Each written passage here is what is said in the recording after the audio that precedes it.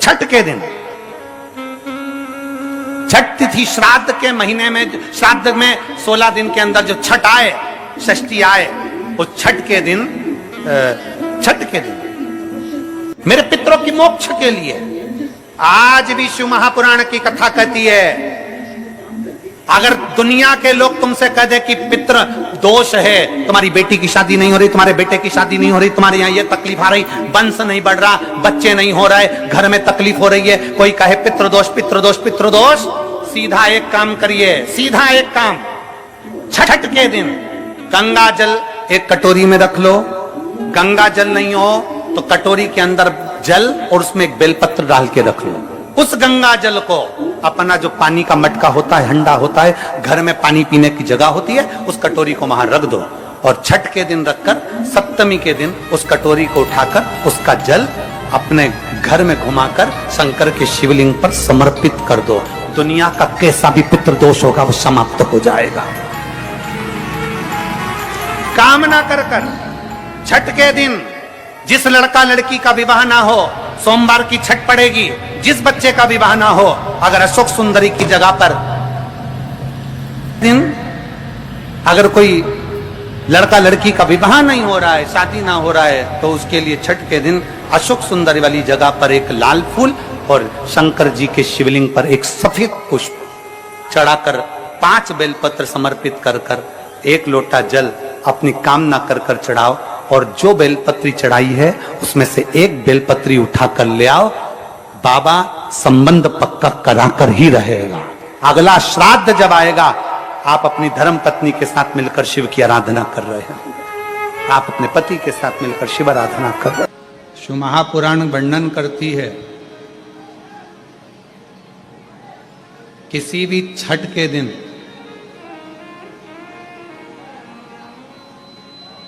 चाहे अंधेरी की छठ हो, चाहे उजाले की छठ हो, किसी भी छठ के दिन अगर षडानंद कार्तिकेय जी महाराज का नाम लेकर 6 बेलपत्र और उस 6 बेलपत्र पर 6 दुर्वा, 6 पुष्प, 6 अक्षत के दाने रखकर षडानंद कार्तिकेय बाबा के स्मरण कर कर शिवलिंग की जो जलाधारी है, उस जलाधारी पर जहाँ अशोक सुंदरी का स्थान है, उसी के पास में कार्तिकेय जी का स्थान है।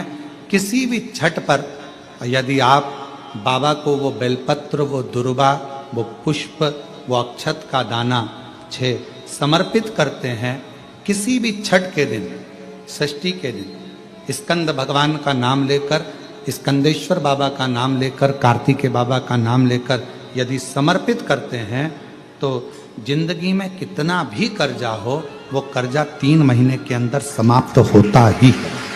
कितना भी कर्जा, साथ में आपका परिश्रम, साथ में आपकी मेहनत और आपकी दृढ़ता। श्राद्ध पक्ष में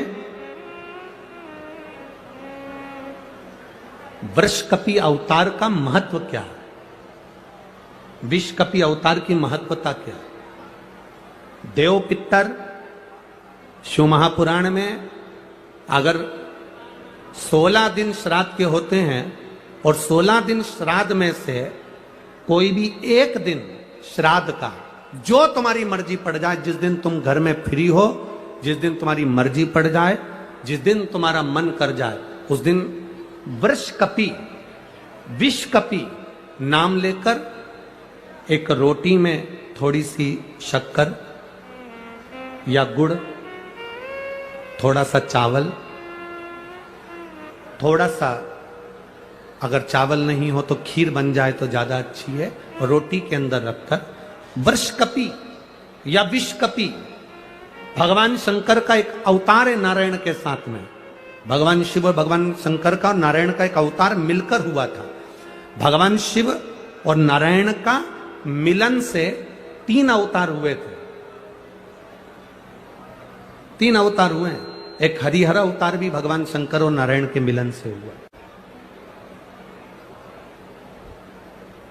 एक वृषकपि अवतार भी नारायण और शिव के मिलन से हुआ।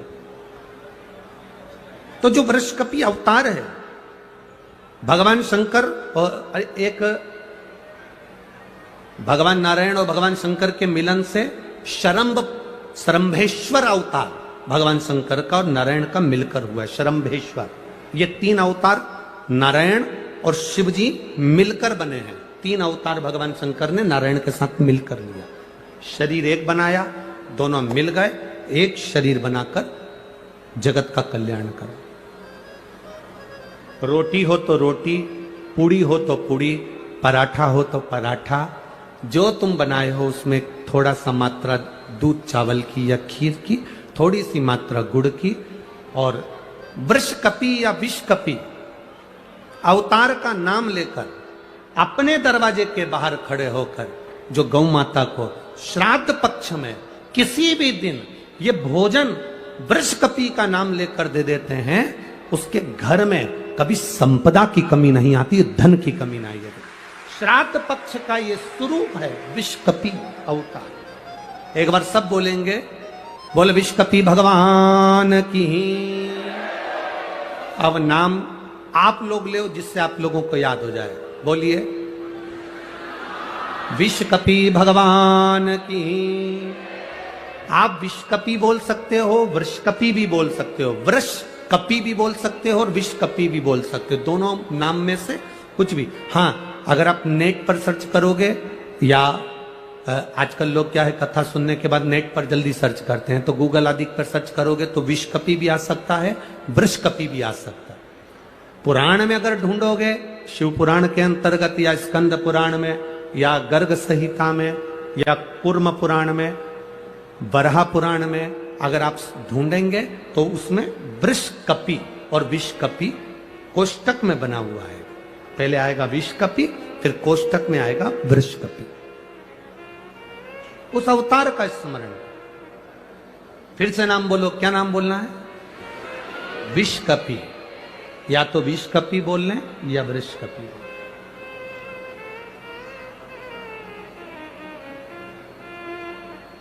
देव पितर कथा का ये सबसे सुंदर संवाद है विषकपि अवतार। सार का कोई मनुष्य बेल दूध का प्रयोग करता है। बेल दूध से मतलब होता है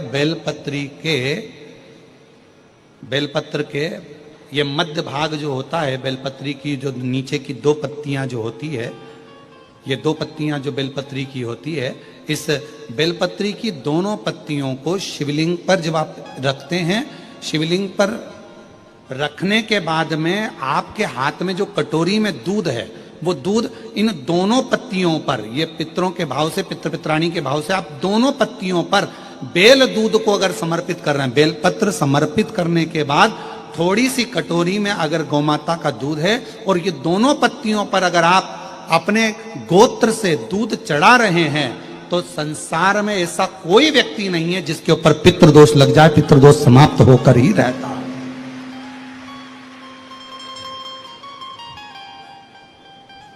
शिवलिंग पर बेलपत्र चढ़ाई, बेलपत्र चढ़ाकर ये नीचे की जो पत्ती है, आपका जो दूध का भाग है, वो 2 पत्ती पर चढ़ना चाहिए, तीसरी पत्ती पर जल का भाग आता। 2 पत्ती पर आपका दूध का भाग रहे।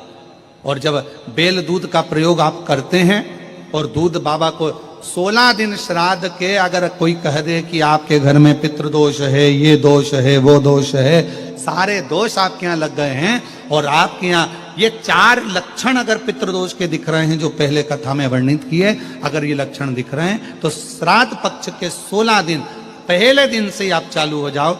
बेलपत्री शिव जी को चढ़ाया, कटोरी में या चम्मच में 2 बूंद का भी अगर दूध लेकर गए हो, थोड़ा सा भी, बस 2 पत्ती पर आपने दूध समर्पित करा और 1 लोटा जल जो तीसरे नंबर की पत्ती है उस पर समर्पित करा। आपको 16 दिन करने के बाद आपको खुद अनुभव होगा 17वें और 18वें दिन से कि मेरे घर में ऐसा लग रहा है कि सब शांति है और कोई किसी से चिढ़कर बात नहीं कर रहा। लक्ष्मी की वृद्धि अपने आप होना प्रारंभ।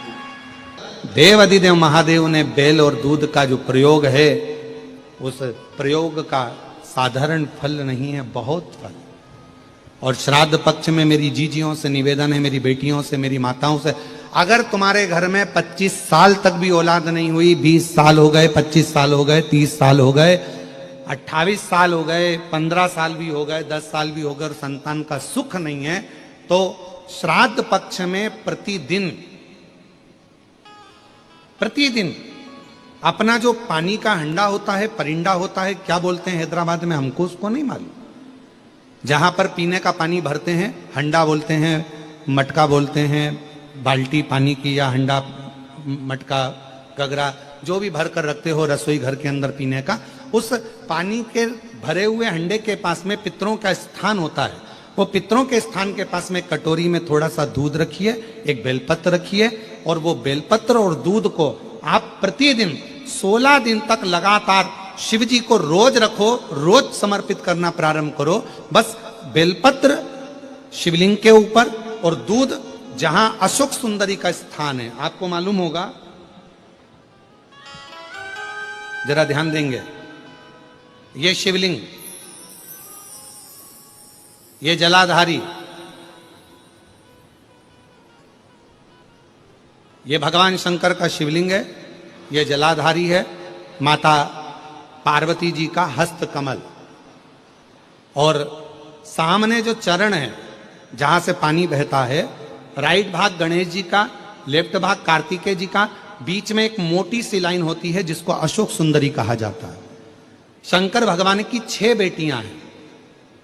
6 बेटियों में शंकर जी के ऊपर जो कलश रखा होता है, उसमें से जो बूंद बूंद पानी गिरता है, वो कलश 5 बेटियों का स्थान होता है। जया, विषहरा, श्यामली बारी, दौतली और देव, ये शिव जी की 5 लड़कियां ऊपर, और एक बेटी अशोक सुंदरी। सामने जो मोटी सी लाइन होती है जहां से शिव जी पे चढ़ा हुआ पानी गिरता है, उसके बीच में जो लाइन होती है वो अशोक सुंदरी का स्थान। तो जिसके यहां संतान का यदि सुख नहीं है तो 16 दिन एक प्रयास करें, तुम रुकेश्वर महादेव का नाम लेकर शंकर जी के ऊपर तो चढ़ाएं बेलपत्र, जो तुमने परिंडे के पास, हंडे के पास रात्रि को रखा है, 16 दिन के रोज एक बार रखो और रोज एक बार चढ़ाओ। रखा, वो दूध को अशोक सुंदरी के स्थान पर समर्पित करना है और बेलपत्र को शिवलिंग पर समर्पित करना है। 16 दिन कर देखिए, उसके 3 महीने के अंदर देवाधिदेव महादेव की कृपा से गर्भ जरूर ठहरेगा, शिव की कृपा जरूर, शंकर की करुणा जरूर, गर्भ अवश्य ठहरेगा। पर नाम स्मरण रखना है, कौन से महादेव, जम के बोलो जरा, तुम रुकेश्वर महादेव। फिर से बोलिए, तुम रुकेश्वर महादेव। तुम रुका जी कौन, जिन्होंने भगवान शंकर की अविरल भक्ति को, भगवान शिव की अविरल रचना को, भगवान शिव के मंत्र जाप को, शिव जी के स्मरण को, भगवान शंकर की अविरल कथा को। हेलो दोस्तों, नमस्कार। मैं पूजा पांडे अपने चैनल में आप सभी का स्वागत करती हूं। आप सभी कैसे हैं ये बताने के लिए कमेंट बॉक्स में हर हर महादेव जरूर लिखिएगा। फ्रेंड्स, आज के वीडियो में जानेंगे कि पितृ पक्ष से जुड़ी हुई जानकारी कि पितृ पक्ष में कौन कौन से नियम हम महिलाओं को धारण करना होता है और कौन कौन से